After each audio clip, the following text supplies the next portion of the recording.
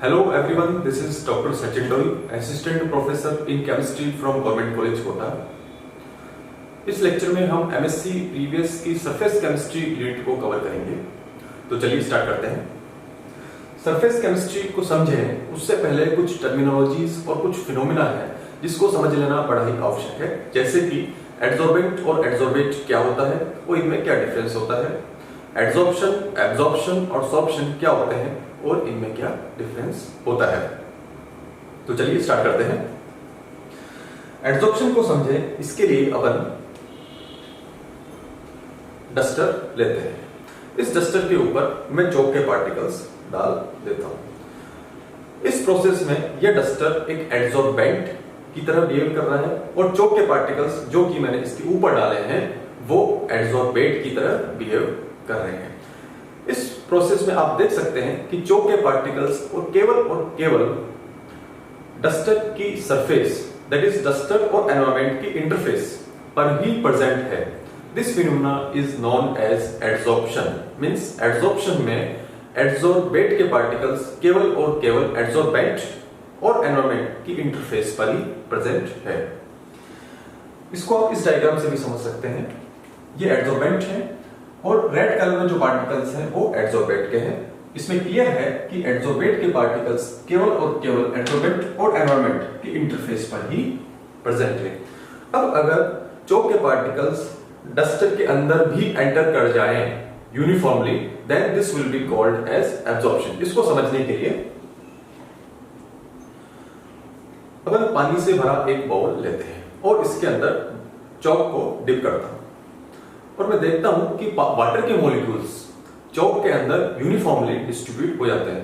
This phenomena is known as absorption. Absorption के अंदर आपने क्या देखा कि एडसॉर्बेट के मॉलिक्यूल्स एडसॉर्बेट की बॉडी में थ्रू आउट यूनिफॉर्मली डिस्ट्रीब्यूट हो जाते हैं। और अगर एडसॉर्प्शन और एब्जॉर्प्शन दोनों ही फिनोमेना साइमल्टेनियसली प्रेजेंट है, then this will be called as sorption.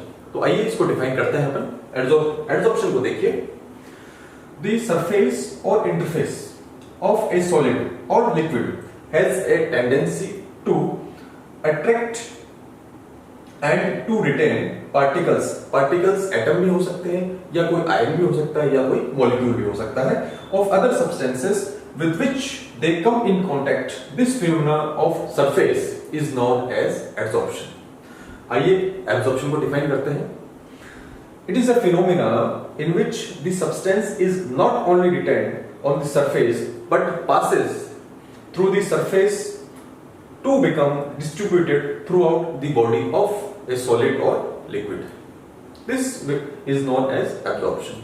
And if adsorption and absorption take place simultaneously, then it will be called as sorption. Sorption में आप देख सकते हैं कि एडसॉर्बेट की पार्टिकल्स इंटरफेस पर तो प्रेजेंट है ही, साथ में एडसॉर्बेंट की बॉडी के अंदर भी प्रेजेंट है।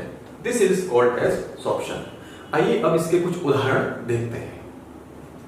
पहला, ammonia is adsorbed by charcoal while absorbed by water to form ammonium hydroxide.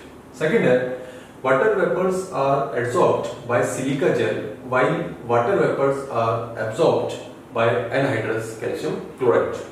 Third, the color of the lake test for aluminum ion is due to adsorption of blue litmus, that is dye, on freshly precipitated aluminum hydroxide.